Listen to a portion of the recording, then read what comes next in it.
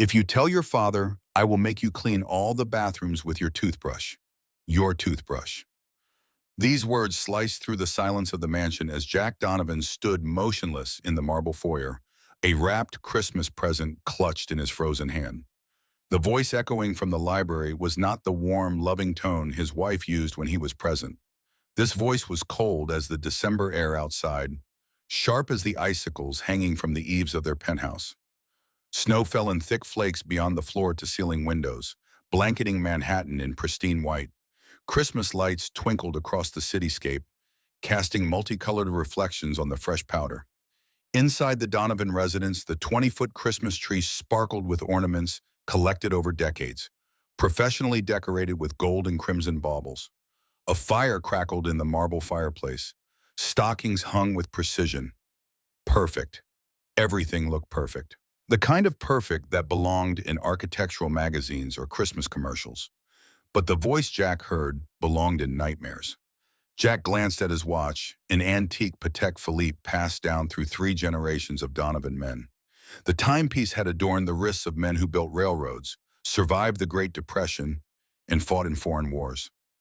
Now it counted seconds on the wrist of a man who had built a technological empire worth $5 billion, a man who had just discovered a terrible truth. Setting down the watercolor set he had purchased for his daughter at FAO Schwartz, Jack moved silently across the marble floor toward the library. 20 years of military training before entering the business world had taught him to move without sound when necessary. He reached for his phone, opening the recording app. "Please, my arms hurt," came a small voice. His daughter, Lily, 7 years old with golden hair and blue eyes that mirrored her mother Elizabeth, gone now for 2 years. Cancer had taken her swiftly and mercilessly, leaving Jack to raise their daughter alone. Until Diana. "Hurt? You think your arms hurt?" The voice contained laughter, but not the kind that brought warmth. This laughter cut like winter wind. "Let me tell you about hurt, you ungrateful little girl. Hurt is watching your mother die because you cannot afford decent health care. Hurt is sleeping in your car because you cannot make rent." Jack pressed himself against the wall beside the library entrance, angling his phone to capture the conversation while remaining hidden. "Your precious daddy is not here to protect you now. So let me explain how things really work in this house from now on." Through the doorway, Jack could see his daughter standing on a wooden step stool, reaching for books on high shelves. Her small arms stretched above her head, trembling with exhaustion. Dust covered her red Christmas dress, and even from this distance, Jack could see tears streaking her face. Diana stood watching, elegant in a designer dress that cost more than what most people earned in a month.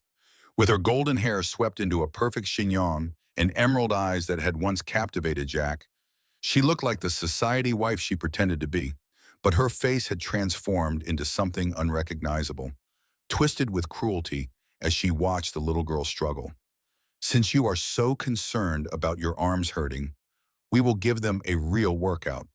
You will clean every single window in this house, inside and outside. That is 43 windows total." Outside? In a snowstorm? The temperature had dropped to 15 below zero. "But the windows are so high," Lily whispered, her voice barely audible. "What if I fall?" Diana smiled, her perfect teeth gleaming in the library light. "Then you better be careful, had you not? And if you even think about telling your father about our little conversations, I will make sure you spend every day for the rest of your childhood doing chores until your hands bleed." Jack felt rage building inside him, a pressure behind his eyes that threatened to explode. His hands tightened into fists, knuckles white with restraint. The military man in him wanted to charge into that room and confront Diana immediately. The businessman calculated a different approach. "He will never believe you anyway," Diana continued, circling Lily like a predator. "After all, who would believe that someone as beautiful and charming as me could be anything but wonderful? I am an actress, little girl. I have been playing roles my whole life, and your father believes every single performance." The revelation struck Jack like a physical blow. How long had this been happening? How many days had Lily suffered while he worked late at the office? How many nights had she gone to bed afraid in what should have been her safe home? "When your father comes home tonight, you will smile and tell him What a wonderful day we had together, Diana instructed, her voice dropping to a dangerous whisper. You will say that I helped you with homework, that we played educational games, and that you love having me as your new mother. Can you do that for me, Lily? Yes, ma'am, Lily whispered. Jack had seen enough. He backed away silently, mind racing with plans forming and discarding themselves in rapid succession. He would need evidence, irrefutable proof.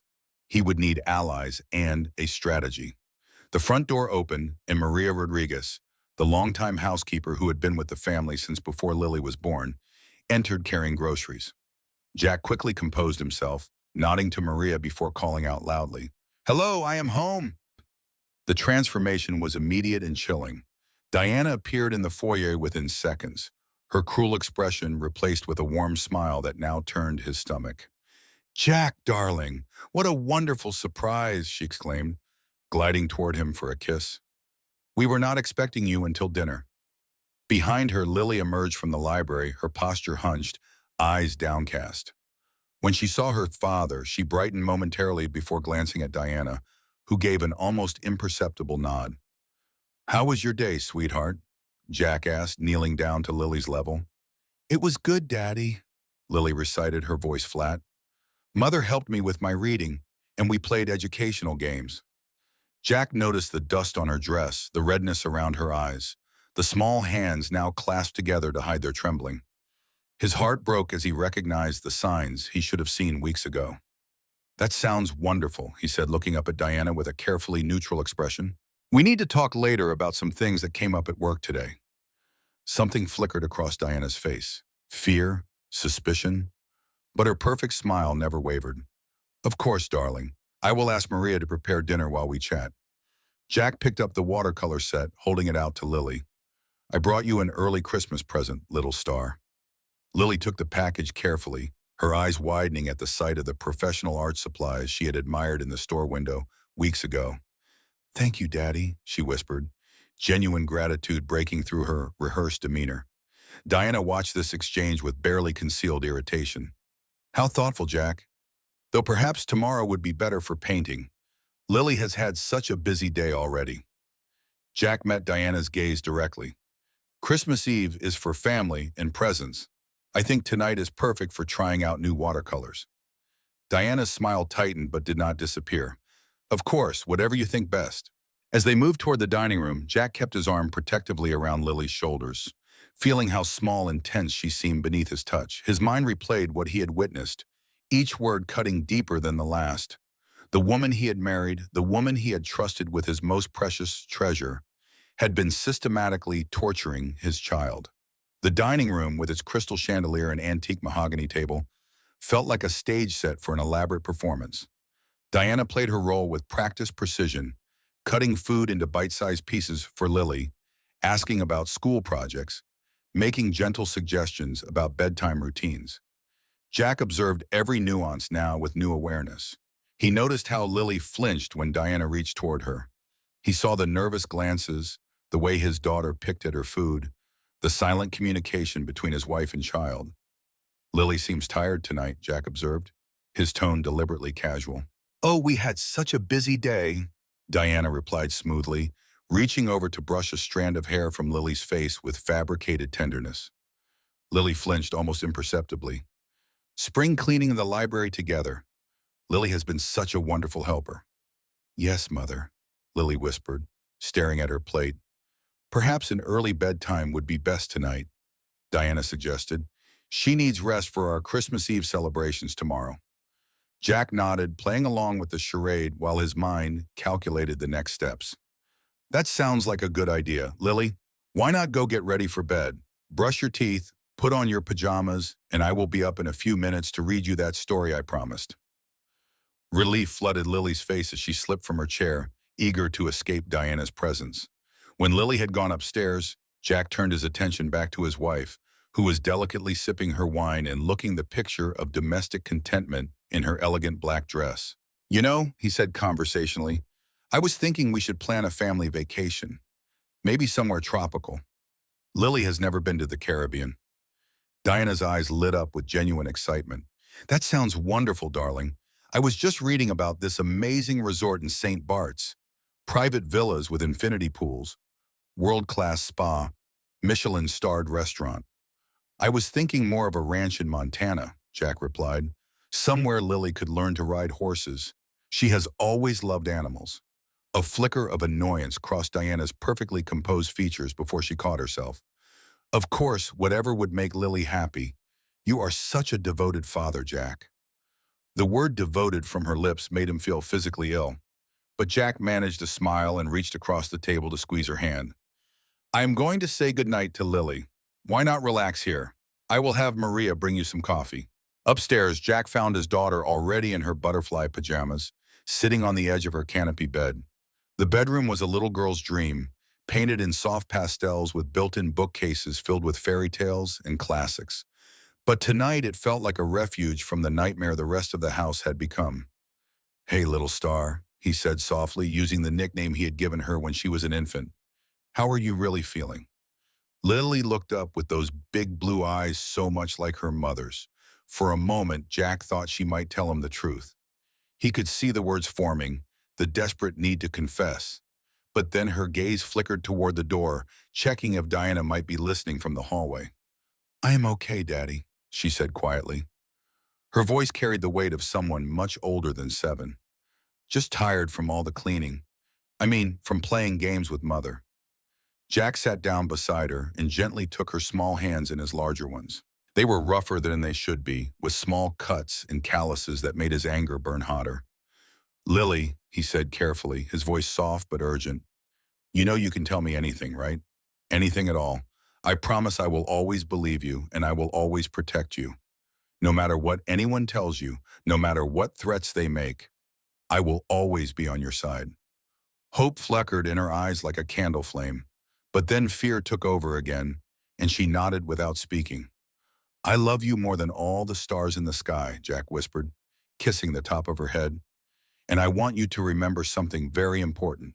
No matter what anyone tells you, no matter what happens, you are the most important thing in my world. Nothing and no one will ever change that. He read her 3 stories that night instead of 1. The final chapter of Charlotte's Web, a story from the secret garden, and a tale about a brave princess who saved her kingdom. He stayed until she fell asleep with her hand curled trustingly in his, her breathing deep and peaceful.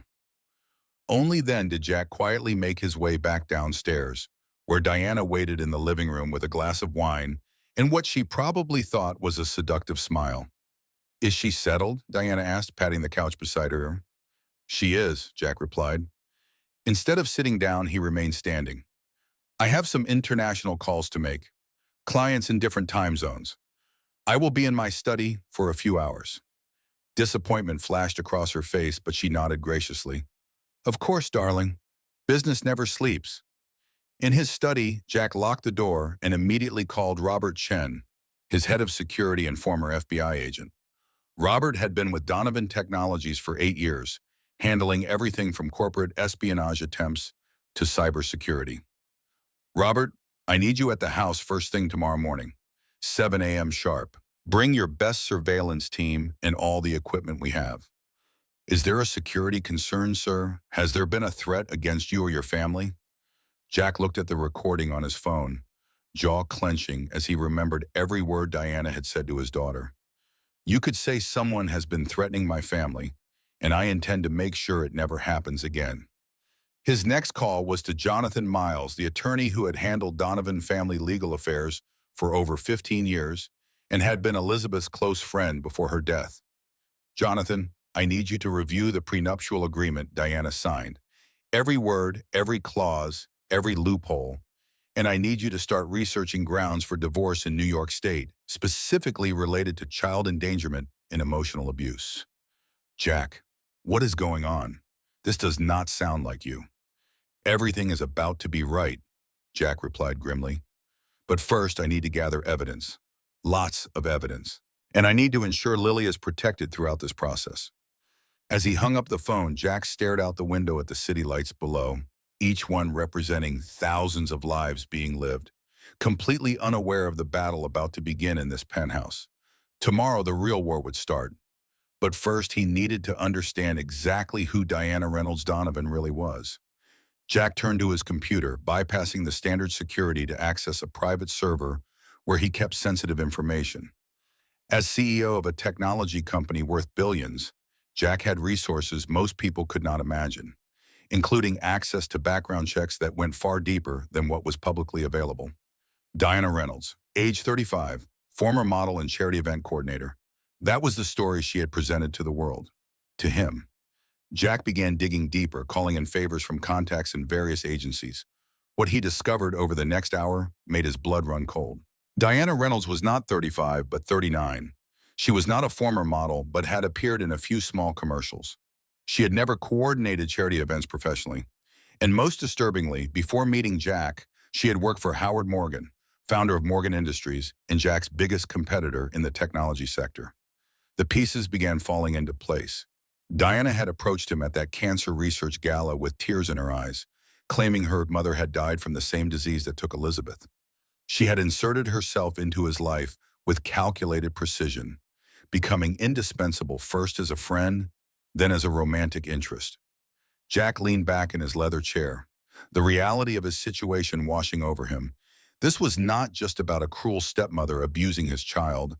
This was something more calculated, more insidious. But why? What could Diana possibly hope to gain beyond his fortune? Jack was careful with his business secrets, never discussing classified projects at home, unless he had underestimated her. Jack pulled up the home security system on his computer. Donovan Technologies specialized in smart home integration, and his own residents showcased their most advanced systems. He ran a diagnostic sweep looking for anomalies or unauthorized access. There it was, subtle but unmistakable. Someone had accessed the system multiple times over the past month, installing what appeared to be monitoring software that could potentially access his home office network. Project Prometheus, the artificial intelligence breakthrough that would revolutionize the industry, worth billions in potential revenue. The project Howard Morgan would kill to access before its public unveiling next quarter. Jack stood up, pacing the confines of his study. Diana was not just emotionally abusing his daughter. She was a corporate spy, planted in his home to steal his company's most valuable intellectual property. The betrayal cut deeper than he could have imagined. Jack had opened his home, his life, his heart to this woman, had welcomed her into his family, entrusted her with his child. And all along, she had been playing a role, executing a plan that would destroy everything he had built. A soft knock at the study door interrupted his thoughts. Jack quickly closed the security programs and unlocked the door. Maria Rodriguez stood in the hallway, her kind face creased with worry. At 60, she had been with the family through Elizabeth's pregnancy, had helped raise Lily from infancy, had mourned with them when cancer took Elizabeth. "Senor Jack," she said softly, glancing over her shoulder to ensure they were alone. "I need to speak with you about Senora Diana and the Niña." Jack ushered her inside, closing the door behind them. "What is it, Maria?" Maria twisted her hands together, clearly distressed. "I have been wanting to tell you for months, but she threatened to have me deported if I said anything. She said no one would believe me over her."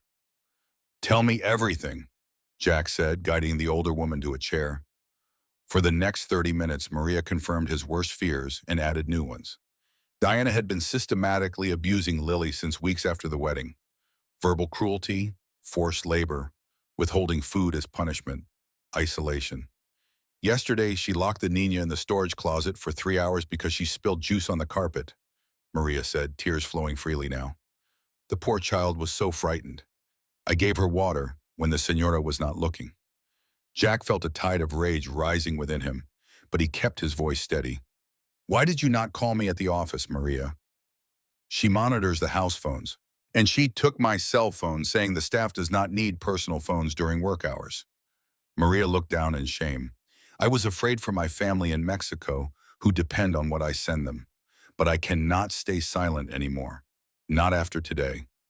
"You did the right thing coming to me now," Jack assured her.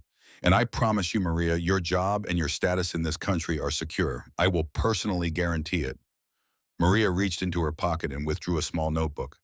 "I have been keeping record of everything. Dates, times, what was said, what was done. I knew someday it would be needed. Jack took the notebook, this unexpected piece of evidence filling him with gratitude. This may help us more than you know. What will you do, Senor? Maria asked. First, I will protect Lily, Jack replied. Then I will find out exactly what Diana is planning. And then, Maria, I will make sure she never hurts another child again. After Maria left, Jack continued his investigation, digging deeper into Diana's past. What he found painted a complex picture of a woman driven by ambition and resentment. Diana had grown up not in poverty, as she claimed, but in a middle-class family in Pennsylvania. She had pursued acting with limited success, then became involved with a wealthy film producer who allegedly abused her. After that relationship ended, she reinvented herself multiple times, always gravitating toward wealthy, powerful men. But her connection to Howard Morgan was most troubling. Diana had been briefly employed as an executive assistant at Morgan Industries 3 years ago. Her employment ended abruptly, with no explanation in her personnel file. 6 months later, she appeared at the Cancer Research Gala where she met Jack. It was not coincidence. It was calculation. Jack's phone buzzed with a text message from Robert. Teams ready for 7 a.m., bringing specialized equipment. Suggest you do not confront subject until we have surveillance in place. Jack texted back his agreement, then prepared a secure email to his executive team, instructing them to implement emergency security protocols for Project Prometheus. No one accessing the project files would know the extra safeguards were in place, but any attempt to copy or transfer data would trigger silent alarms. The grandfather clock in the hallway chimed midnight. Christmas Eve had arrived, bringing with it snow, secrets, and the promise of confrontation. Jack moved to the window, watching snowflakes swirl in the glow of city lights. 2 floors below, workers were still clearing sidewalks, their figures small against the vast whiteness. The storm was intensifying, with forecasts predicting the heaviest Christmas snowfall in decades.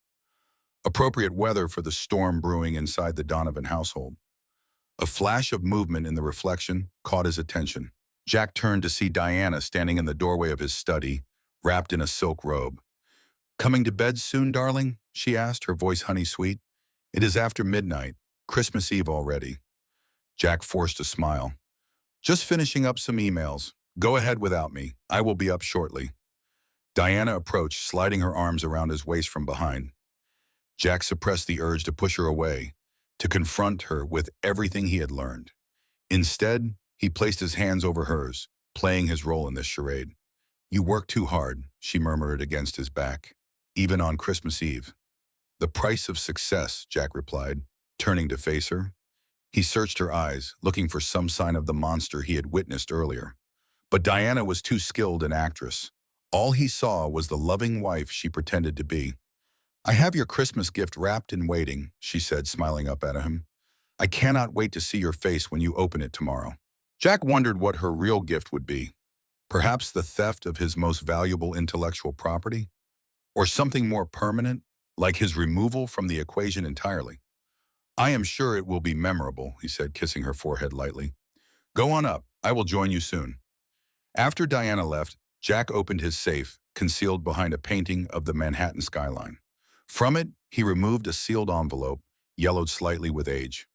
On the front, in Elizabeth's elegant handwriting, was written, "For Jack, to be opened only if someone new comes into your life in Lily's."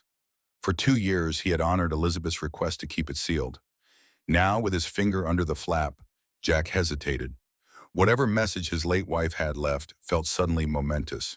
But not yet. First, he needed proof. First, he needed to ensure Lily's safety. Only then would he read Elizabeth's final words. Jack returned the letter to the safe and closed it securely. Then he made one final call for the night.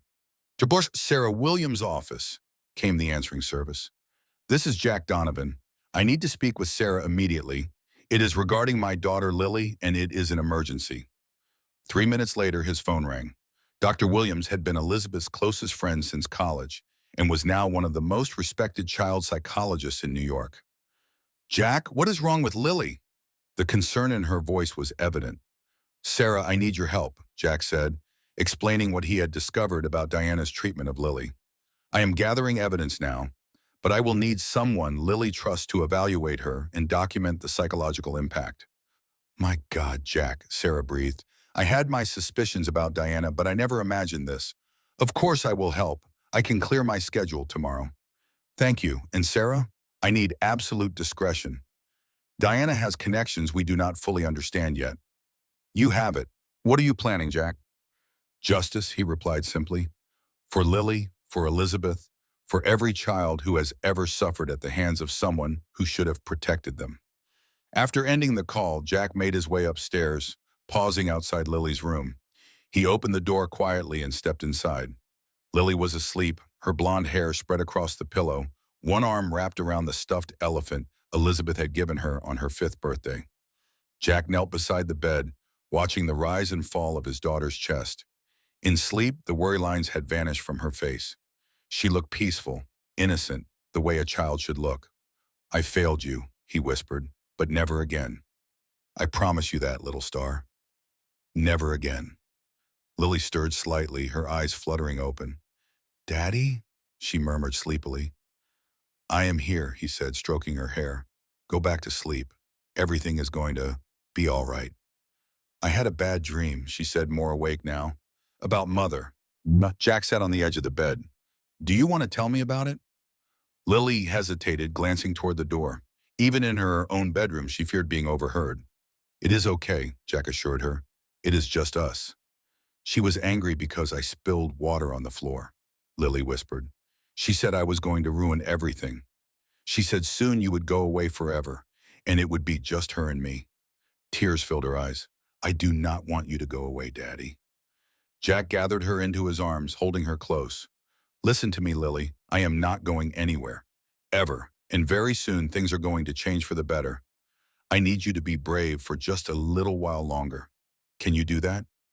Lily nodded against his chest, like the princess in the story, the one who saved her kingdom. Exactly like that, Jack said, smiling despite the ache in his heart. And remember our special saying? I am braver than I believe, stronger than I seem, and smarter than I think, Lily recited, the familiar words bringing comfort. That is right. Now try to sleep. Tomorrow is Christmas Eve, and we have special plans. Jack stayed until she drifted off again, then made his way to the master bedroom. Diana was already asleep, or pretending to be, her breathing deep and regular. Jack changed silently in the darkness, then slipped between the sheets, keeping as much distance as possible between himself and the woman who had betrayed his trust so completely. Tomorrow would bring confrontation and truth. Tonight, he needed rest and clarity. Jack closed his eyes, hand moving instinctively to the antique watch on his nightstand. 3 generations of Donovan men had worn it, passing it down along with the responsibility it represented. Time was precious. Time revealed truth. Time brought justice. And time was running out for Diana Reynolds Donovan. In the darkness of Christmas Eve, as snow blanketed the city in silence, Jack made a vow to himself, to Elizabeth's memory, and to the sleeping child down the hall. The price of justice might be high, but for Lily, no cost was too great. Morning arrived with the soft silence that only heavy snowfall brings. Jack Donovan stood at his bedroom window, watching Manhattan transform beneath a blanket of white. The temperature had plummeted overnight to 15 below zero, turning the city into a frozen landscape of ice and shadow. Perfect weather for what needed to be done. Diana still slept, her golden hair spread across the pillow, looking innocent in repose. The deception made his stomach turn.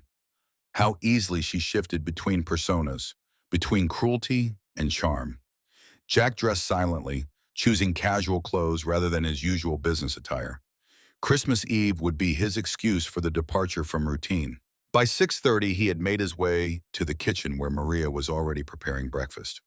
The housekeeper gave him a knowing nod, her eyes conveying both fear and determination. Buenos dias, Senor Jack, she whispered. The little one is still sleeping. Good, Jack replied softly. When she wakes, keep her occupied in her room until I come for her. Tell her it is a Christmas surprise. Maria nodded, understanding the gravity of what would unfold today. I have made chocolate caliente with cinnamon, the way you like. Jack accepted the steaming mug gratefully. The rich aroma reminded him of better days, of Christmas mornings with Elizabeth and baby Lily, of laughter echoing through these same rooms that now felt like a battlefield. At precisely 7, the private elevator chimed softly. Jack met Robert Chen in the foyer, ushering him and 2 technicians into his study before Diana could wake. Robert, compact and efficient in his movements, carried equipment cases that looked innocuous enough to be laptop bags. "The storm has slowed traffic to a crawl, Dada," Robert reported, unpacking surveillance equipment. "But we brought everything you requested." Jack played the recording from yesterday, watching Robert's expression darken with each word Diana spoke to Lily. When the recording ended, Robert's jaw had tightened visibly. "Jesus Christ," he muttered in. "How long has this been happening?" "Too long," Jack answered, running a hand through his silver hair. "But it ends today." For the next hour, they worked methodically. Micro cameras no larger than thumbtacks were installed in every common area of the penthouse. The devices were virtually undetectable, disguised as decorative elements or imperfections in light fixtures and picture frames. Audio recording equipment integrated seamlessly with the existing smart home system. "This system operates independently from your home network," one of the technicians explained as he configured Jack's phone. "Everything will stream directly to your device and back up to secure cloud servers. Even if someone compromises your main system, this remains untouched." Jack nodded, his mind already racing ahead to the next phase. "Robert, I need you to focus on Diana Reynolds' connection to Howard Morgan. I suspect corporate espionage, specifically targeting Project Prometheus." Robert's eyes widened. "Your quantum AI project? That would explain a lot." Morgan Industries has been desperate to close the gap in artificial intelligence development. "Run a deep background check, financial records, phone logs, known associates. Pay particular attention to anyone with technical expertise who might assist in data theft." While the technicians completed their work, Jack retreated to a corner of his study to examine Maria's notebook. The housekeeper had documented dozens of incidents over the past 3 months, each entry more disturbing than the last. October 15th, Senora made Nina Lily clean bathroom tiles with toothbrush for dropping book at dinner. October 23rd, Senora locked Nina in closet for 2 hours while Senor Jack at office. Said was punishment for speaking too much about her mama.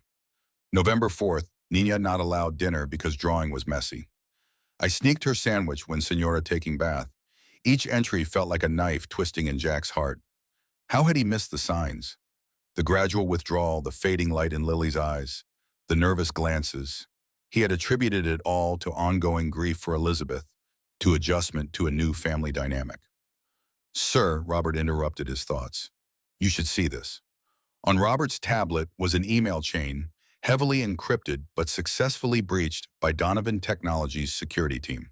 The communication was between Diana and someone using the alias Prometheus Actual. The content left no room for doubt about Diana's true purpose in the Donovan household. Target remains unaware. Access achieved to home office and primary systems. Extraction timeline accelerated.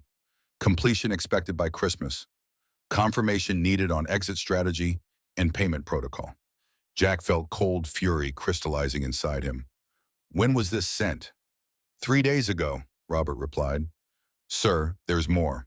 We've identified Prometheus Actual as Marcus Crawford, former NSA cybersecurity specialist, now working as a private consultant. He has a history with Morgan Industries." "Find everything on him," Jack instructed.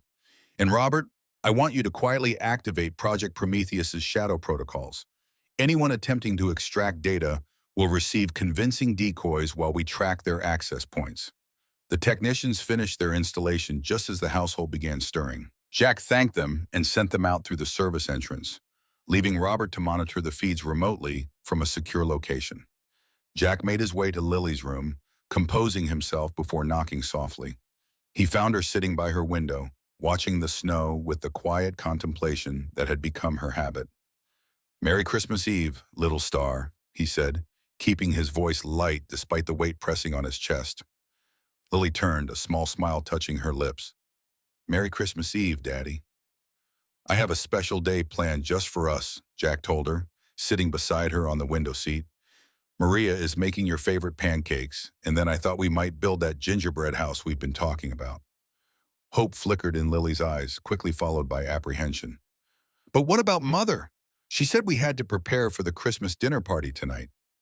There is no party tonight, Jack said gently. Just us. Family Christmas. Confusion crossed Lily's face. But she said important people from your company were coming. She made me practice how to greet them. Another lie, another manipulation. Jack took Lily's small hands in his. Listen to me, sweetheart. Today is going to be different. I need you to trust me and stay close to me or Maria all day. Can you do that? Lily nodded solemnly. Is something wrong, Daddy? Jack considered how much to share with his 7-year-old daughter.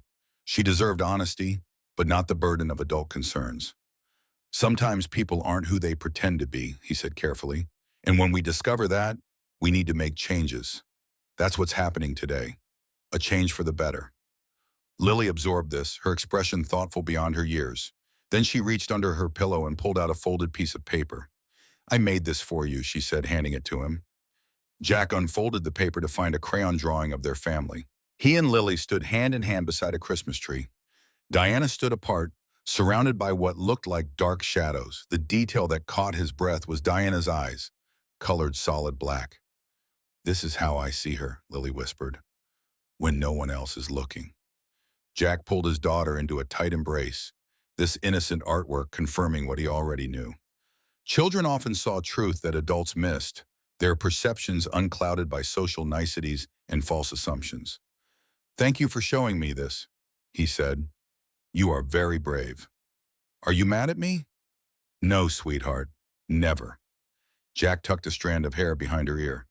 Now let's get some breakfast and start our Christmas adventure. Downstairs, Diana had emerged from the master bedroom, impeccably dressed in a festive red sweater and black pants that conveyed both holiday spirit and sophistication. Her hair fell in perfect waves around her shoulders, her makeup flawless despite the early hour. The performance never stopped. Good morning, my loves, she called cheerfully, descending the curved staircase with graceful steps. Merry Christmas Eve! Jack felt Lily tense beside him, her small body instinctively shrinking at Diana's approach. He placed a protective hand on her shoulder. Merry Christmas Eve, he replied, his tone neutral. Maria is making breakfast. Diana's smile remained fixed, but her eyes narrowed slightly at the change in Jack's demeanor. Wonderful. I thought perhaps after breakfast, Lily and I could finish decorating the dining room for tonight's dinner. I've canceled the dinner, Jack stated flatly. We're having a quiet family Christmas Eve instead. Diana faltered momentarily, genuine alarm crossing her features before she recovered. But darling, you can't just cancel. The invitations went out weeks ago. The caterers are confirmed. There never were any invitations, Jack replied calmly, watching her reaction. Were there, Diana? Something dangerous flashed in her emerald eyes, quickly masked by confusion. What do you mean? Of course there were. I handled everything myself. Call the caterer then, Jack challenged. Right now. Diana laughed, the sound brittle. Don't be ridiculous. It's Christmas Eve morning. They're busy preparing. Lily, why don't you go help Maria with breakfast? Jack suggested, giving his daughter a reassuring nod. Lily glanced between the adults, understanding that something significant was happening. She hurried toward the kitchen, throwing one last worried look over her shoulder. When she had gone, Diana's demeanor shifted subtly. The warmth in her eyes cooled, her posture straightening into something more defensive. What game are you playing, Jack? She asked, her voice harder. No games, Jack replied. Just truth. I know there's no dinner party. I know there never was one. I'm curious, though, why the elaborate lie? What were you planning for tonight? Diana studied him, clearly calculating her response. You're overworked and stressed. The holidays are difficult, I understand. But you're seeing conspiracies where there's only a wife trying to create a perfect Christmas. A perfect Christmas, Jack repeated. Is that what you call forcing a 7-year-old child to clean windows in sub-zero temperatures? Or locking her in closets as punishment? Diana's face drained of color, but her composure remained intact. I don't know what Lily has told you, but children often exaggerate or misinterpret adult actions. I've been trying to teach her responsibility. That's all. Responsibility, Jack echoed. The word tasted bitter. Like the responsibility of being honest about who you really are, Diana? Or should I say Catherine Hayes? This time, Diana couldn't hide her shock. Her eyes widened, lips parting in genuine surprise before her training reasserted itself. I don't know what you're talking about, she said coldly. I think you do. Jack took a step closer. I think you know exactly what I'm talking about, just as you know why you're really in this house, why you married me, and what Howard Morgan is expecting from you tonight. Diana's hand moved instinctively toward her pocket before she caught herself. Jack noticed the gesture. Looking for your phone, planning to warn someone that your cover is blown? The facade cracked. Diana's face transformed, the mask of loving wife replaced by cold calculation. You have no idea what Hamad you're dealing with, Jack. No idea at all. Enlighten me, Jack invited. Diana's laugh held no humor. You think you're so clever with your technology empire, your billions, your perfect little family? Did you ever stop to consider that some people will do anything to take what you have, anything at all, including abusing an innocent child? Jack's voice remained calm, but his eyes blazed. Collateral damage, Diana dismissed with a wave of her hand. She was always in the way, always watching with those eyes, so much like her mother's. Judging. I couldn't work with her constantly underfoot.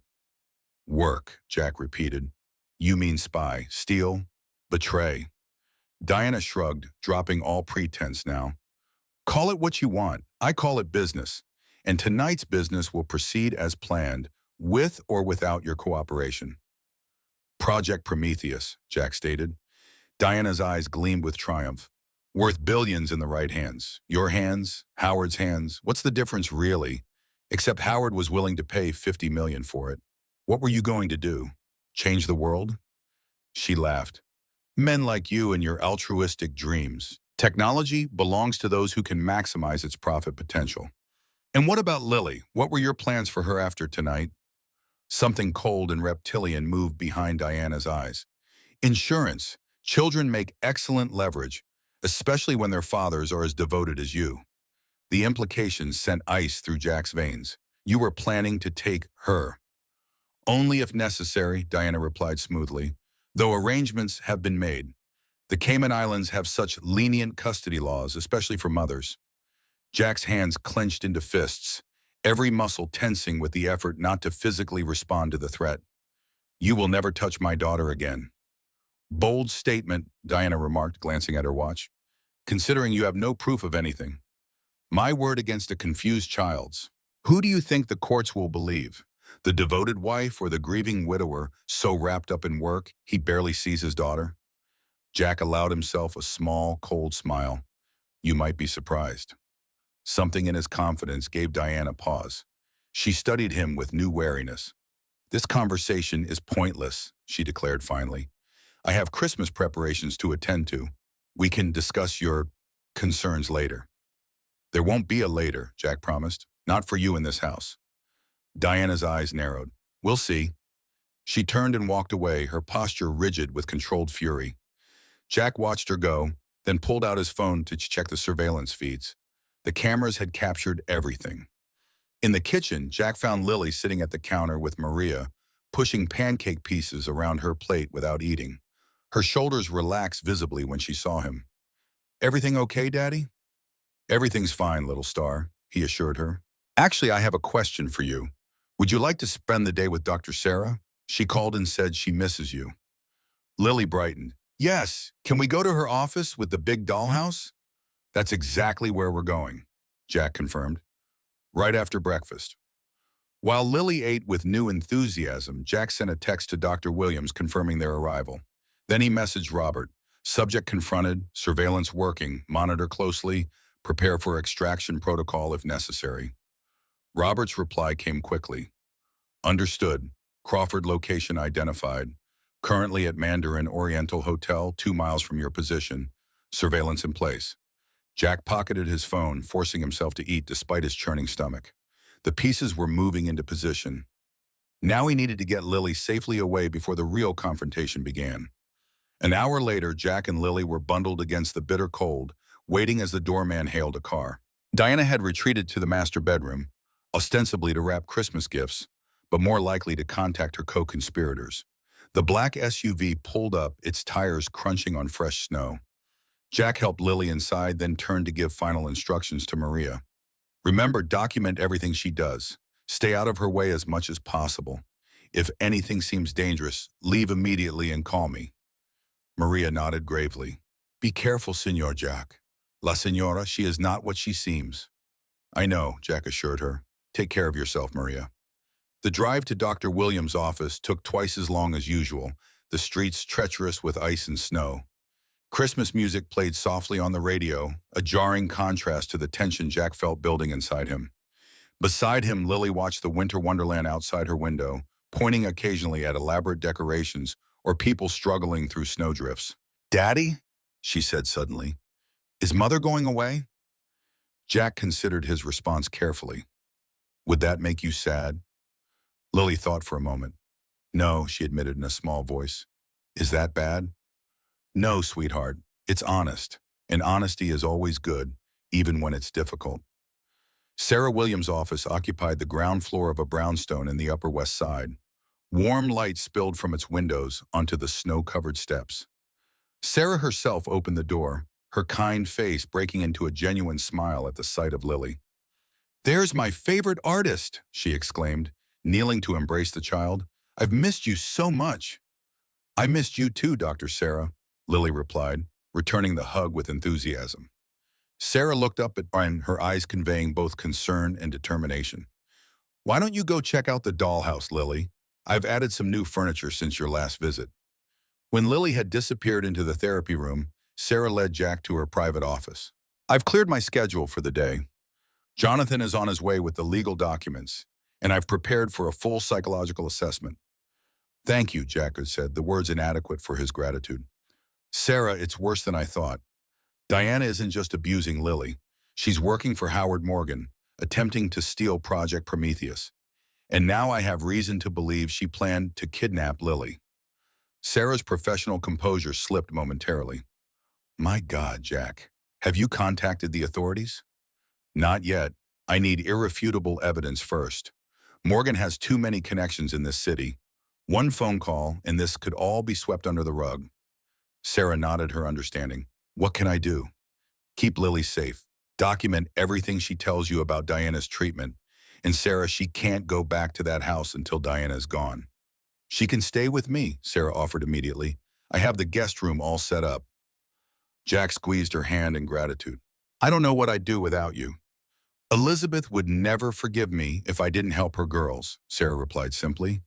Now go do what you need to do. Lily will be safe with me. Jack knelt beside Lily in the therapy room, explaining that she would be staying with Dr. Sarah for a special Christmas sleepover. To his relief, Lily seemed delighted by the arrangement.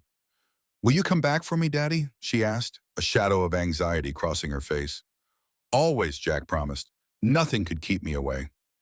With Lily safely settled, Jack returned to the SUV where his driver waited. The office, he instructed, pulling out his phone. The surveillance feeds showed Diana moving purposefully through the penthouse, gathering items into a small bag. She made a call, speaking too quietly for the audio to pick up. Then she entered Jack's home office, bypassing the standard security with the code she had obviously observed him using. Jack watched as she connected a device to his computer, her movements efficient and practiced. This was not her first operation. She navigated through his files with the confidence of someone who knew exactly what she was looking for.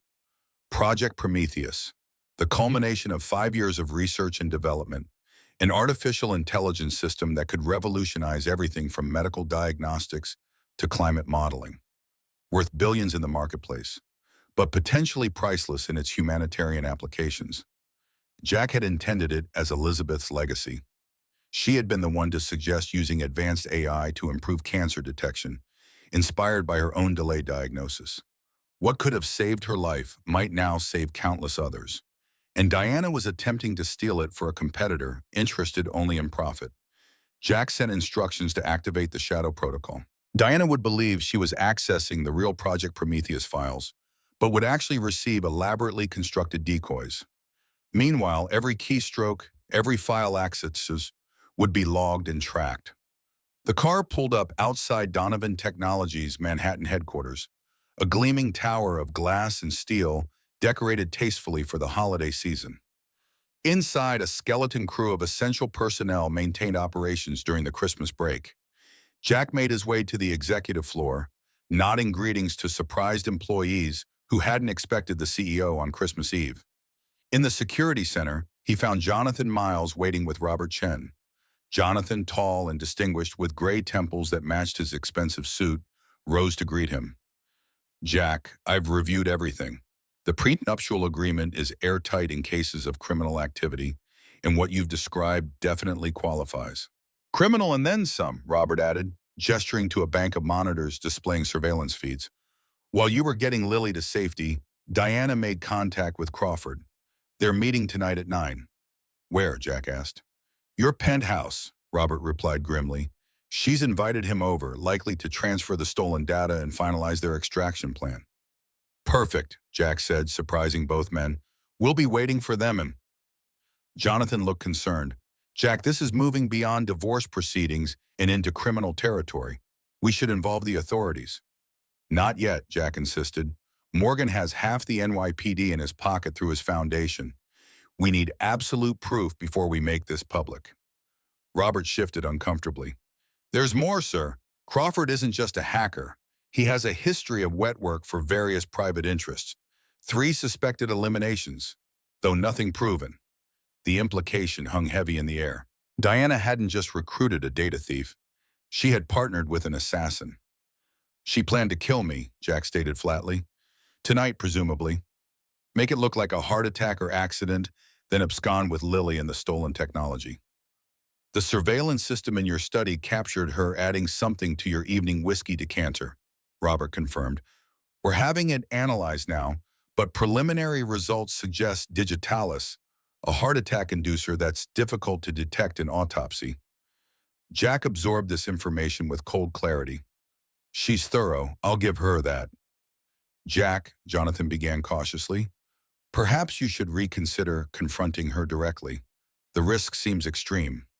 The risk to my daughter was extreme, Jack replied, his voice hardening. The risk to my company, to Elizabeth's legacy, was extreme. I didn't build Donovan Technologies by backing down from threats, Jonathan. The attorney nodded, recognizing the determination in his client's eyes. Then let's ensure you have every advantage. I've prepared emergency custody papers and a restraining order ready to file the moment we have the conclusive evidence. And I've assembled a security team, Robert added. Former special forces, absolutely trustworthy. They'll be in position by 8 tonight. Good. Jack checked his watch, an unconscious gesture that reminded him of his father, of responsibility passed down through generations. Now I need to make one more call. He stepped away, dialing a number few people possessed. After 3 rings, a gravelly voice answered. Donovan, been a while. Hello, Director. I need a favor. FBI Director Thomas Reynolds had been a friend of Jack's father and had maintained that connection despite the inevitable political pressures of his position. He listened without interruption as Jack explained the situation. Morgan's been on our radar for years, Reynolds said when Jack finished. But he's careful, compartmentalizes everything, uses cutouts and intermediaries.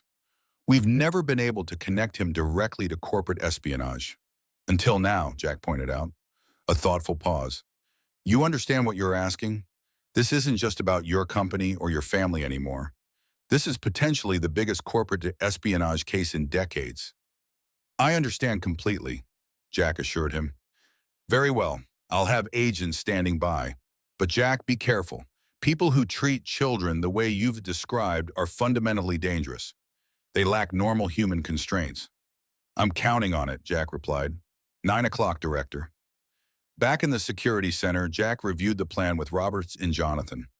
Every contingency was addressed, every potential outcome prepared for. When they finally broke for late lunch, Jack found himself standing at the windows of his office, watching snow continue to fall on the city below. His phone chimed with a text from Sarah. Lily's doing well. We're baking Christmas cookies and talking about her experiences. You should know she's been keeping a diary hidden inside her stuffed elephant.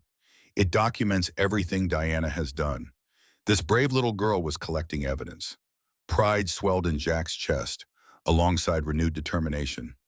His daughter had been fighting her own battle all along, in the only way a 7-year-old could. Another notification appeared on his screen. The surveillance system had detected Diana leaving the penthouse, dressed elegantly in a winter white ensemble that would have once made Jack's heart skip a beat. Now he saw only calculation in her beauty, danger in her grace. Robert joined him at the window. She's headed to the Mandarin Oriental, meeting Crawford, most likely. Final preparations, Jack surmised. What time is it now? Just after 3, 6 hours until their planned rendezvous at your penthouse. Jack nodded. Decision made. Have the team in place by 8. I'll arrive separately at 8:30. And Diana?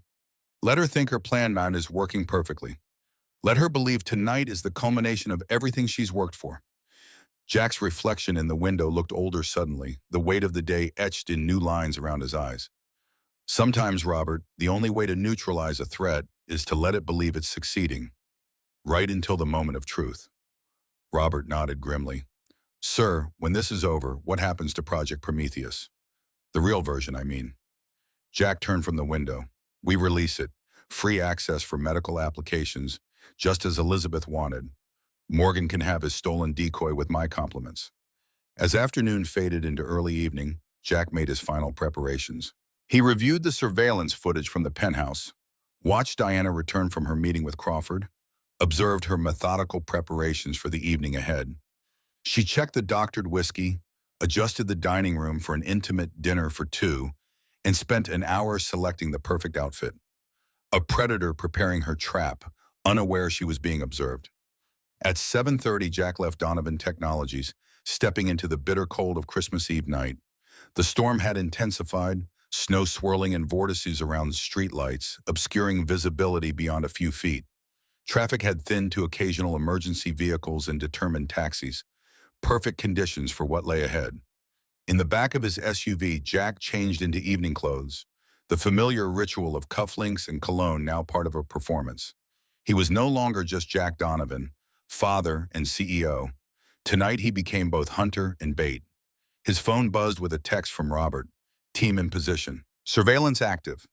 FBI standing by 2 blocks away. Jack sent back a single word. Proceed. The Donovan penthouse loomed ahead, its windows glowing with festive lights that now seemed like a beacon guiding him into dangerous waters. As the elevator ascended to the top floor, Jack centered himself with tactical breathing techniques learned decades ago during military training. Inhale for 4 counts, hold for 4, exhale for 4, hold for 4, repeat. By the time the elevator doors opened onto his foyer, Jack Donovan was completely calm. The antique watch on his wrist gleamed in the soft lighting, ticking away the seconds toward confrontation. Diana awaited him in the living room, resplendent in a deep green dress that matched her eyes. Her hair cascaded over bare shoulders, diamond earrings catching the light with every movement. She had transformed the space with candles and flowers, creating an atmosphere of romance and celebration. Jack, she breathed, rising gracefully to greet him with a kiss. Merry Christmas Eve. I've missed you today. Jack returned the kiss, suppressing his revulsion. Sorry about this morning. Holiday stress, I suppose. Relief flickered across Diana's features, quickly masked by understanding sympathy. Of course, darling. This time of year is difficult, with all the memories. Where's Lily? Jack asked, knowing the answer but playing his part. Sarah called, asked if Lily could spend Christmas Eve with her, some special therapy session about processing grief during holidays. Diana waved dismissively. I said yes, of course. I thought it might be nice for us to have some time alone. The lie came so smoothly that Jack almost admired her proficiency. Almost. That was thoughtful of you, he said, accepting the whiskey she offered, the same whiskey she had doctored hours earlier. A toast, Diana suggested, raising her own glass. To new beginnings. Jack lifted his glass. To truth, he countered. Something flickered in Diana's eyes, but she clinked her glass against his and smiled. Truth, then. Jack pretended to sip, watching as Diana drank deeply from her own glass. The clock on the mantel showed 8:45, 15 minutes until Crawford's scheduled arrival. I've been thinking about what you said this morning, Jack began, setting his untouched whiskey aside, about Project Prometheus. Diana's posture shifted subtly, alert, but trying to appear relaxed. Oh, what about it?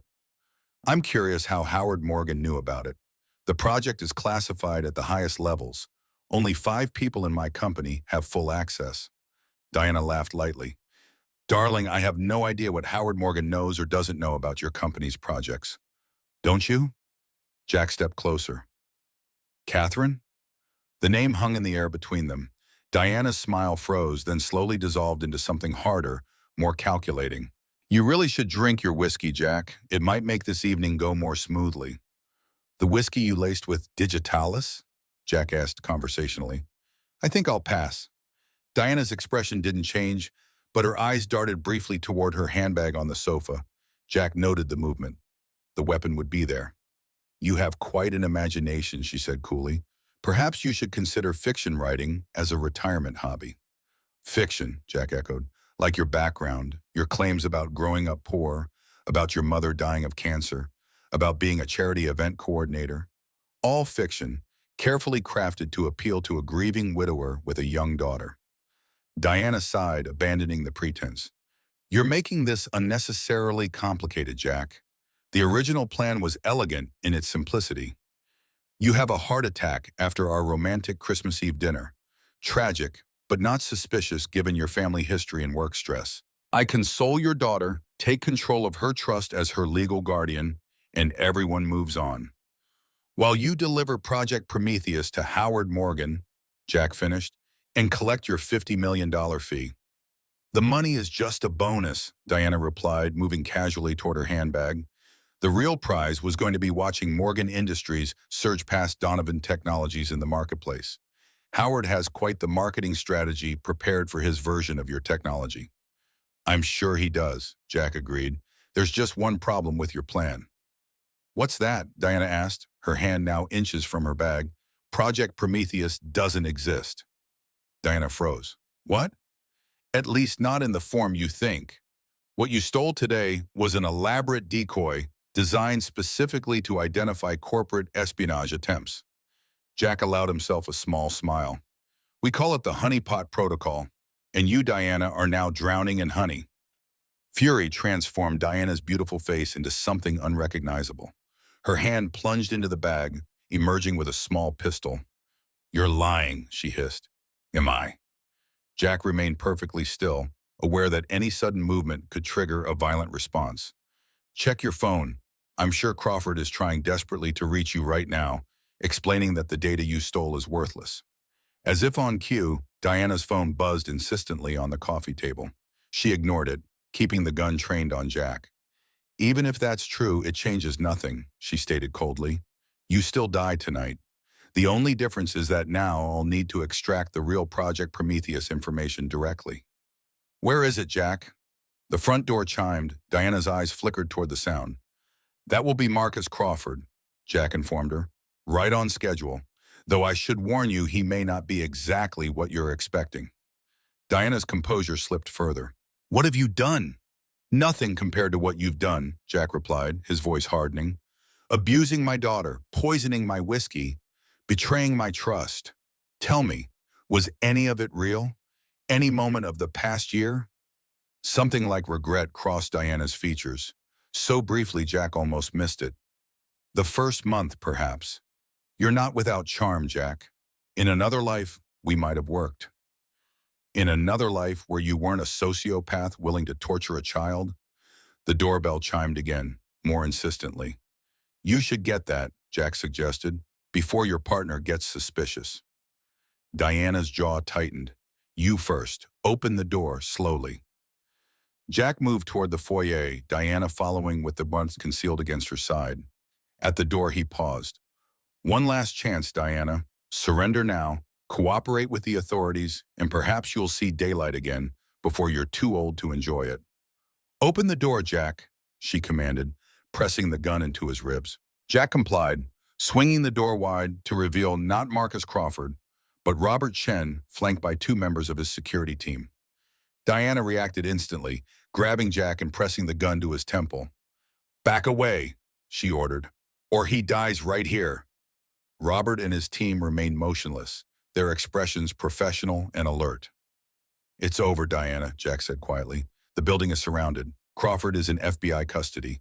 The data you stole is worthless. There's nowhere to go. There's always somewhere to go, Diana countered, her voice eerily calm. We're going to walk to the private elevator. You're going to use your access to take us to the garage, and then we're going to take your car and drive away. And then what? Jack challenged.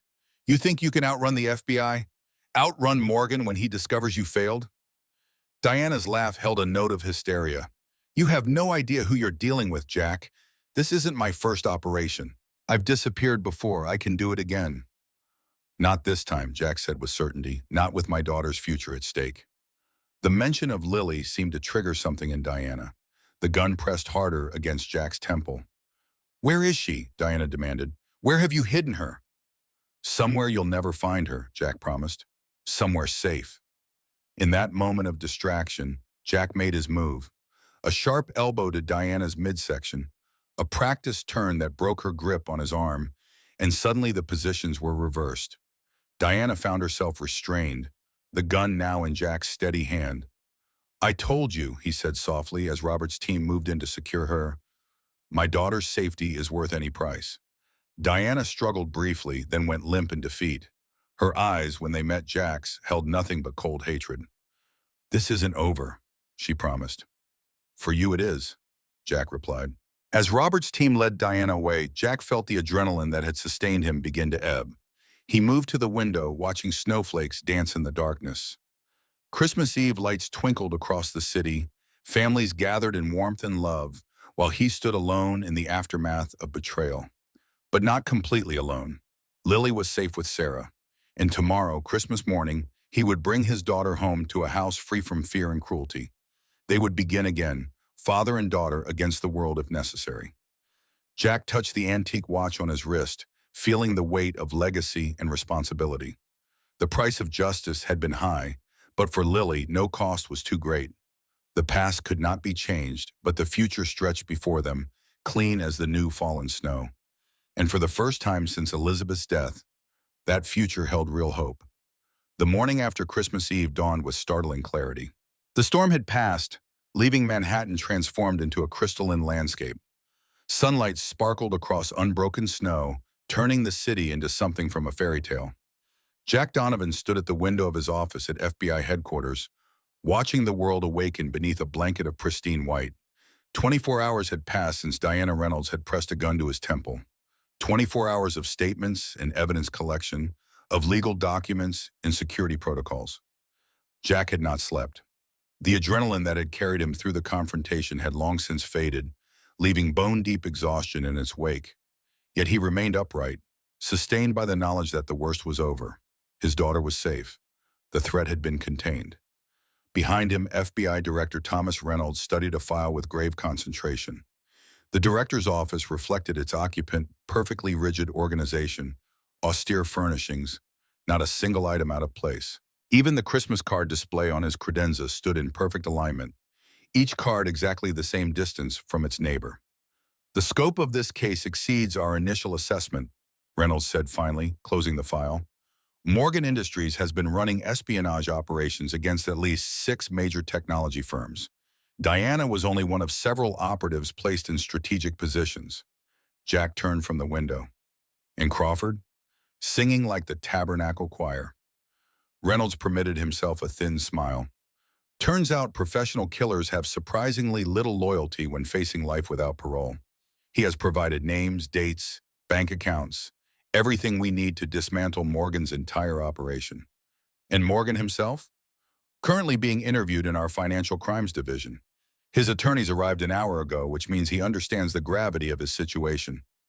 Reynolds adjusted his tie, a habit from his field agent days. The evidence against him is substantial, Jack. This will be the largest corporate espionage case in decades. Jack nodded, feeling no satisfaction despite the vindication. And Diana? Catherine Hayes, Reynolds corrected, opening another file. Born in Allegheny County, Pennsylvania.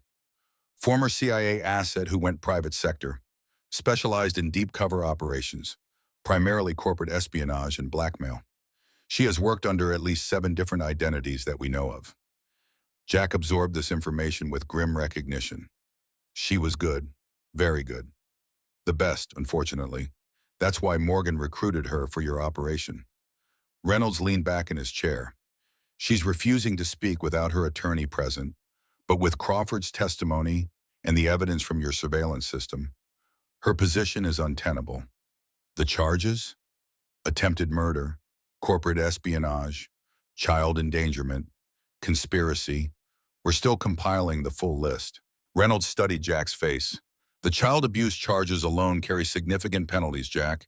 She won't see freedom for a very long time. Jack moved to the chair across from Reynolds, feeling the weight of the past 24 hours in every muscle. I want to see her. Reynolds frowned. That's not standard protocol. Nothing about this situation is standard, Thomas. I need to look her in the eye. I need to understand. The FBI director considered this request, weighing procedural concerns against a 30-year friendship with the Donovan family. 5 minutes, he conceded finally, supervised and off the record. 20 minutes later, Jack followed a stone-faced agent through the secure corridor of the FBI detention center.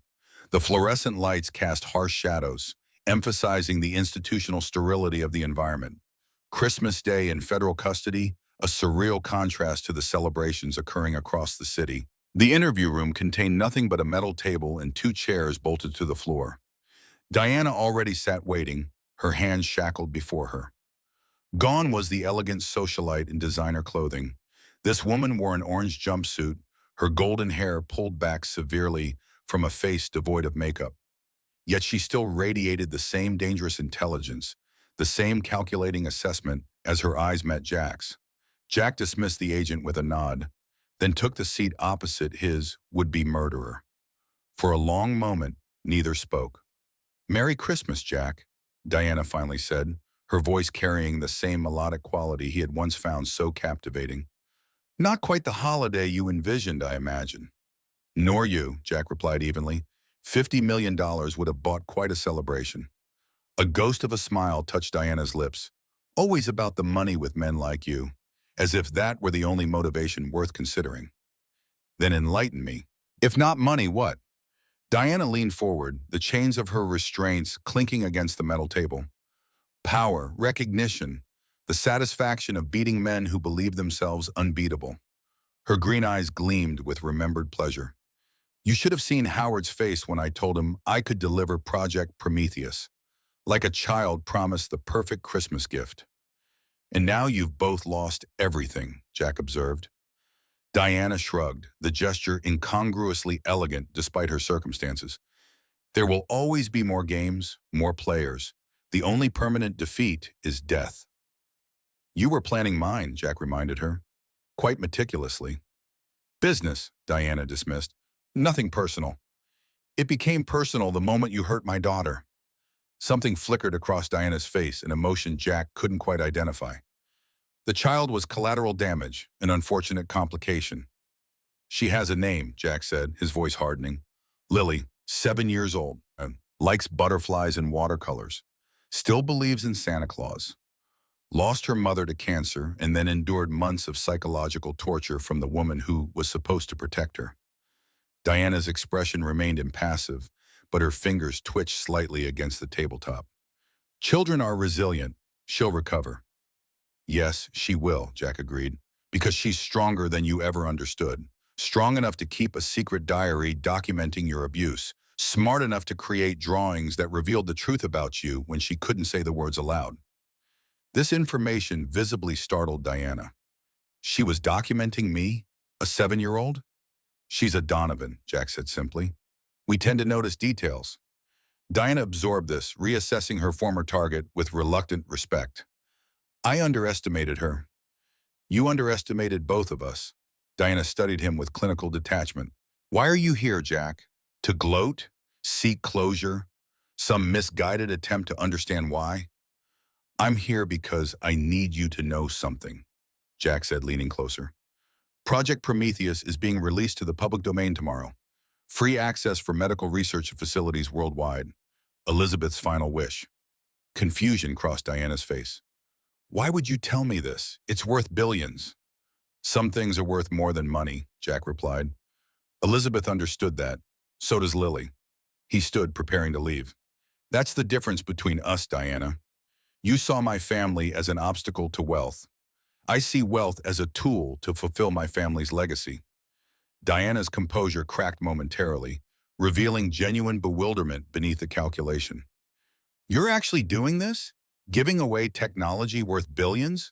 Why? Because Elizabeth believed it could save lives, Jack said simply. The same cancer that took her might be diagnosed earlier in others because of this technology. One child might keep their mother. One husband might not become a widower. You're a fool, Diana said, but the words lacked conviction. Perhaps, Jack conceded, but I'll be a fool who can look his daughter in the eye. Can you say the same about your choices? Without waiting for a response, Jack turned and walked toward the door. Diana's voice stopped him with his hand on the handle. Jack.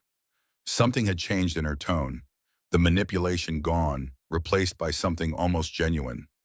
Lily's butterfly garden, the plans we discussed for the spring. Jack waited, not turning. The southern exposure in the conservatory is ideal. Blue salvia will attract the monarchs she loves. Plant milkweed for the caterpillars. Jack absorbed this unexpected advice. This small offering that might be the closest thing to remorse Diana Reynolds was capable of expressing. Goodbye, Catherine, he said quietly, using her real name for the first time. Then he was gone, leaving her alone in the sterile room with only her thoughts and the jangling of metal restraints.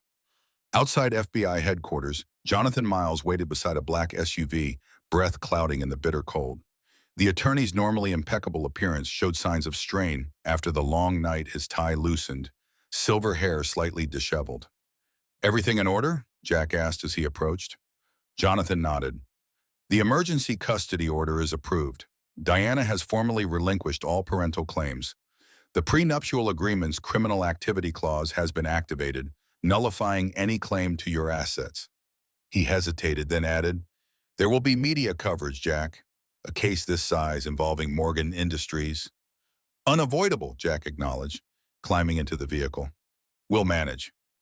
As the SUV navigated Christmas morning traffic, Jack stared out at families making their way through snow-covered streets, carrying brightly wrapped packages and wearing holiday finery. Normal lives untouched by betrayal and corporate espionage.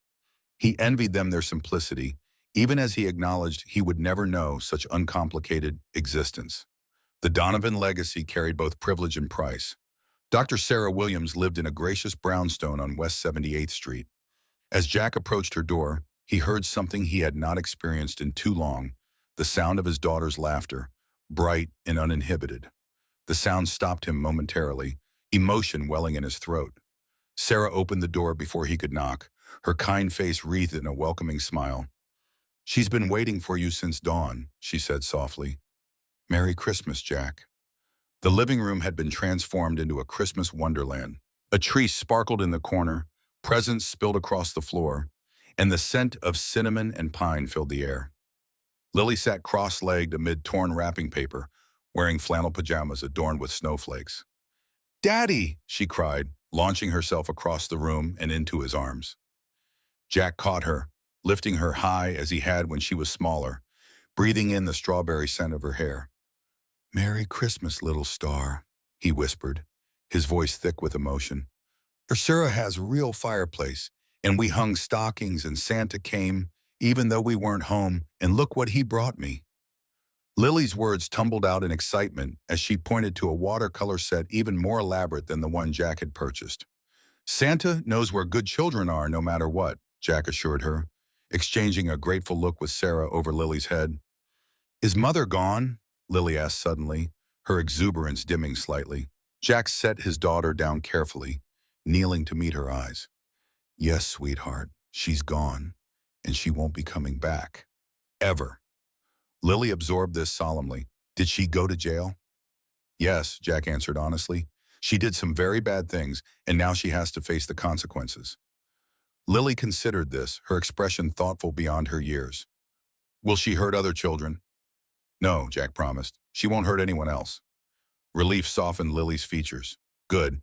Can we go home now? I want to show you the pictures I painted. The simplicity of the request, the resiliency it demonstrated, nearly undid Jack completely. Yes, little star, let's go home. After gathering Lily's belongings and thanking Sarah for her invaluable help, Father and daughter made their way through the snow-covered city. Lily chattered about her sleepover with Dr. Sarah, about the Christmas cookies they had baked, and the special art therapy they had done. I painted all the bad feelings, Lily explained seriously. Dr. Sarah said that putting the scary things on paper takes away some of their power. Dr. Sarah is very wise, Jack agreed, wondering how he could ever repay the woman who had helped his daughter begin healing. As the SUV approached their building, Lily fell silent, her small hand tightening in Jack's. It's all right, he assured her. Our home is safe now, I promise.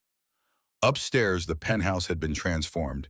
Every trace of Diana's presence had been removed, thanks to Maria's efficient work overnight. The Christmas tree glowed with multicolored lights, presents waited beneath its branches, and the scent of Maria's traditional Christmas feast filled the air. Feliz Navidad, Maria called from the kitchen, wiping her hands on her apron as she hurried to embrace Lily. Mi niña preciosa, we have missed you so much. Jack watched the reunion with a full heart, gratitude overwhelming him for this woman who had loved his daughter from birth, who had protected her as best she could during the dark months of Diana's presence. Maria has been cooking all morning, he told Lily, but first, I believe there are presents to open. The next hour passed in a blur of torn wrapping paper, exclamations of delight, and the kind of uncomplicated joy Jack had feared might be lost forever. Lily's happiness seemed genuine, unmarred by the trauma of recent events.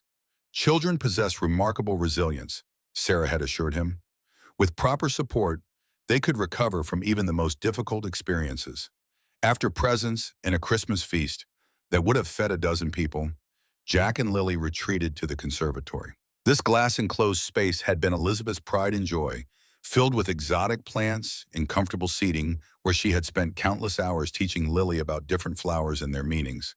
"Daddy," Lily said, settling beside him on the wicker sofa, "can I ask you something?" "Anything, little star." "Did Mother ever love us, even a little bit?" The question caught Jack unprepared. He considered deflection, considered protective untruths, then remembered his promise of honesty. "I don't think she knows how to love the way we do," he answered carefully. "Some people are broken inside, Lily. They understand power and control, but not love and kindness." Lily nodded, accepting this explanation with the directness of childhood. "That's sad for her. I'm glad we know how to love." "Me too, sweetheart," Jack said, marveling at his daughter's capacity for compassion, even towards someone who had hurt her. "Can we make the butterfly garden bigger?" Lily asked, changing subjects with childlike flexibility. "Mommy always said we should expand it to the east wall." "We can make it as big as you want," Jack promised. "In fact, I have some ideas about which plants might attract the most butterflies." Lily's eyes widened with excitement. "Really? Like what?" "Blue salvia for the monarchs," Jack said, repeating Diana's unexpected advice. "And milkweed for the caterpillars." "Mommy would like that," Lily declared with certainty. She always said butterflies were special because they changed into something beautiful, even after being all wrapped up and hidden away. The parallel struck Jack forcefully. His daughter, too, had been contained and constrained, yet emerged with her capacity for joy intact. The resilience of childhood, perhaps, but also the inherited strength that ran through generations of Donovans. The remainder of Christmas Day passed in gentle quietude. They watched holiday movies, played board games, and simply enjoyed the peace of being together without fear or pretense. When evening came, Jack tucked Lily into bed with 3 stories instead of 1, staying until her breathing deepened into sleep. Only then did he retreat to his study, where Jonathan waited with final documents requiring signature. "The press release goes out tomorrow morning," Jonathan informed him, sliding papers across the desk. "Donovan Technologies announces the public domain release of Project Prometheus, focusing on the cancer detection applications. The FBI has requested we not mention the Morgan Industries investigation until their case is fully prepared." Jack signed where indicated. "In the other matter?" Jonathan produced another folder. "Dr. Williams's preliminary psychological assessment of Lily. The court has accepted it as evidence in the abuse case against Diana. Sarah believes Lily will make a full recovery, though she recommends continued therapy twice weekly for at least 6 months. Whatever she needs," Jack said firmly. "Cost is no object." "There's one more thing," Jonathan added, removing an envelope from his briefcase. "The sealed letter from Elizabeth that you mentioned. The FBI recovered it from your safe during their evidence collection. Director Reynolds thought you might want it now. Jack accepted the envelope, feeling its weight both physical and symbolic. Thank you, Jonathan, for everything. After the attorney departed, Jack remained in his study, Elizabeth's letter before him on the desk.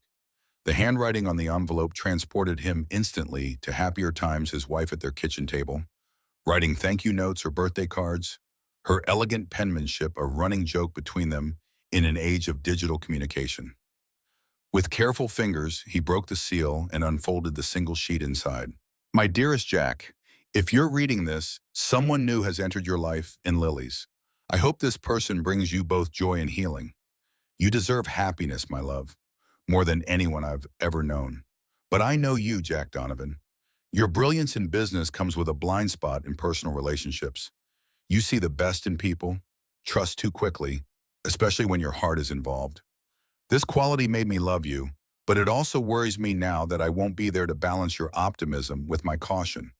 Before you bring someone new into Lily's life, please remember this. Our daughter sees with perfect clarity. If she expresses doubt or fear about this new person, listen to her. Children perceive what adults often miss. There's something else you should know. Before my diagnosis, I received concerning information about a woman named Catherine Hayes. She has connections to Howard Morgan and has approached other technology executives with romantic interest, only to disappear along with company secrets. I began an investigation but had to abandon it when my health declined. The preliminary file is with Sarah, who continued looking into Hayes after my condition worsened. This may be completely irrelevant to your current situation. If so, simply destroy this letter and continue your new life with my blessing. But if anything feels wrong, if Lily seems afraid, or if coincidences begin to seem too convenient, contact Sarah immediately. Remember that you are loved beyond measure, both by me and by our incredible daughter. Trust your instincts, Jack. They've never failed you in business. Don't ignore them in matters of the heart. All my love, always, Elizabeth. Jack read the letter twice, then a third time, emotion overwhelming him in waves. Elizabeth had tried to protect them, even from beyond the grave. Had he opened this letter when Diana first entered their lives? Had he heeded Elizabeth's warning? Months of suffering might have been avoided. Yet even in this failure, Jack recognized the hand of Providence. Diana had been stopped before her plan reached its culmination. Lily was safe. Project Prometheus would fulfill Elizabeth's vision, potentially saving countless lives. Sometimes justice arrived through unexpected channels. Jack carefully refolded the letter and placed it in his desk drawer. Then he made his way to Lily's room, needing to reassure himself of her safety. He found her sleeping peacefully, one arm wrapped around the stuffed elephant that had secretly harbored her diary of Diana's abuse. Jack adjusted the blankets, brushing blonde hair from her forehead with gentle fingers. I'm sorry I didn't listen sooner, little star, he whispered, but I promise I'll never stop listening now. 3 months passed with the gradual healing that only time permits. Winter's grip loosened on Manhattan, snow giving way to the first tentative green of approaching spring. The Morgan Industries espionage case had become the largest corporate scandal in decades, with ramifications throughout the technology sector. Howard Morgan himself faced multiple federal charges, his empire crumbling as investors fled and partners distanced themselves. Diana Catherine Hayes had pleaded guilty to reduced charges in exchange for her testimony against Morgan and others. She would serve a minimum of 15 years in federal prison, with additional time likely as more victims came forward. The woman who had planned to disappear with $50 million now disappeared into the criminal justice system, her name becoming synonymous with corporate treachery. Project Prometheus, released to the public domain as Jack had promised, was already being implemented in research hospitals worldwide. Early reports suggested a 30% improvement in early cancer detection rates, with further refinements ongoing. Elizabeth's legacy taking shape in saved lives rather than corporate profits. At Donovan Tower, Jack had implemented significant changes. He now worked from home 3 days each week, restructuring his executive responsibilities to prioritize his role as Lily's father. The company continued to thrive under this new leadership approach, perhaps because Jack himself had found renewed purpose beyond the balance sheet. On the first truly warm day of spring, Jack and Lily worked together in the conservatory, preparing the expanded butterfly garden. Lily wore overalls stained with potting soil, her hair pulled back in a practical ponytail as she carefully planted milkweed seedlings alongside the blue salvia that had already taken root. Gentle with the roots, Jack reminded her, demonstrating the proper technique. They're delicate until they establish themselves. Like people, Lily observed, patting soil around her plant with serious concentration. Dr. Sarah says, I'm putting down new roots too. Jack smiled at his daughter's insight. Her therapy sessions with Sarah Williams had proven invaluable, providing safe space to process her experiences with Diana and develop healthy coping mechanisms. The nightmares had stopped within the first month. Her appetite had returned to normal. Most importantly, she had begun to trust that her home was truly safe again. Dr. Sarah is very wise, Jack agreed. How do you feel about your roots now? Lily considered the question with characteristic thoughtfulness. Stronger, she decided finally, not afraid of storms anymore. The metaphor struck Jack with its simple eloquence. They had weathered a terrible storm together, emerged battered but intact, and now grew stronger in the aftermath. The ordeal had changed them both, not by breaking them, but by revealing depths of resilience neither had known they possessed. The intercom chimed, Maria's voice coming through the speaker. Senor Jack, Director Reynolds is here to see you. Jack exchanged a surprised look with Lily. We'll be right there, Maria. They found Thomas Reynolds waiting in the living room, looking less official in casual clothes than in his customary FBI attire. He greeted Lily with unexpected warmth, presenting her with a small gift box. My granddaughter thought you might like this, he explained, as Lily unwrapped a butterfly identification guide. She's about your age and very interested in science. Thank you, Lily exclaimed, immediately flipping through the colorful pages. Daddy, they have monarchs and swallowtails, and look, painted ladies. Why don't you show Maria your new book while I talk with Director Reynolds? Jack suggested, sensing the visit had purpose beyond social courtesy. When Lily had departed, Reynolds' expression grew more serious. The Hayes case has concluded with her final sentencing yesterday, 20 years with possibility of parole after 15. Jack nodded, having expected this news. And Morgan? Still fighting every charge, but the evidence is overwhelming. His legal team has approached us about a plea deal. Reynolds hesitated, then added, Hayes asked to speak with you again. I declined on your behalf, but thought you should know. Thank you, Jack said simply. He had no interest in further communication with the woman who had infiltrated his family. Whatever closure existed had been found in that FBI interview room on Christmas Day. There's something else, Reynolds continued, removing an envelope from his jacket pocket. This was found among Hayes's personal effects. It's addressed to Lily. Jack accepted the envelope warily. You've examined the contents? Thoroughly, nothing harmful, just a letter. Reynolds studied Jack's face. You don't have to give it to her. That's your decision as her father. Later that evening, after Lily had gone to bed, Jack sat in his study examining the sealed envelope. Diana's handwriting was precise and elegant, much like the woman herself, controlled, measured, deliberate. What final manipulation might this letter contain? What poison might still linger in her words? Yet something in him resisted the impulse to destroy it unread. Lily had shown remarkable strength throughout her recovery, often surprising both Jack and her therapist with her insights and resilience. Perhaps this final communication should be her decision, not his. Jack placed the letter in his desk drawer beside Elizabeth's. When the time was right, when Lily was older and even more secure, he would offer her the choice to read Diana's words or leave them forever unopened. Trust in his daughter's judgment would be the final repudiation of Diana's attempt to control their lives. The grandfather clock in the hallway chimed 9, reminding Jack of his promise to practice better work-life balance. He closed his laptop, securing the Project Prometheus updates for the night. The international implementation was proceeding even more successfully than anticipated, with research centers in 60 countries now utilizing the technology. As Jack prepared to leave and study, his gaze fell upon the antique watch resting on his desk. The Patek Philippe had adorned the wrists of 3 generations of Donovan men, keeping perfect time through world wars, economic depressions, and personal tragedies. Its steady ticking had measured out the darkest hours of Jack's life, and now counted the seconds of renewal and recovery. One day, many years hence, the watch would pass to Lily, breaking tradition to recognize that leadership took many forms.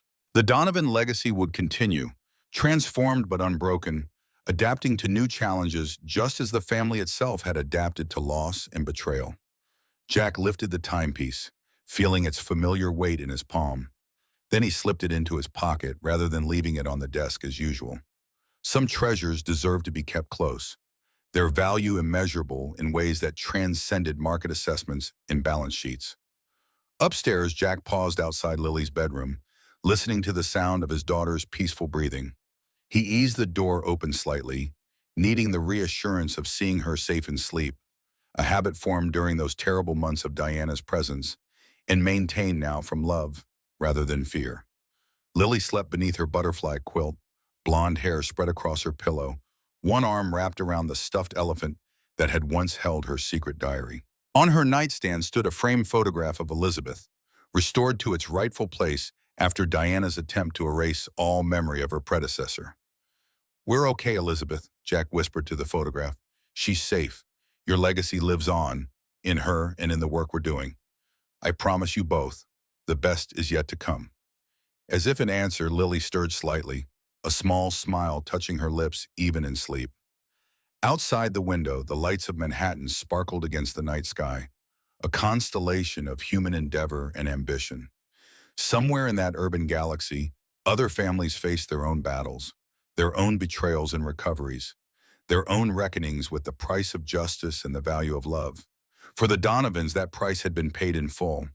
What remained was the quiet victory of survival, the profound triumph of a father and daughter who had faced darkness together and emerged into light, changed but undefeated, wounded but healing. Jack closed the door softly, leaving Lily to her dreams of butterflies and transformation.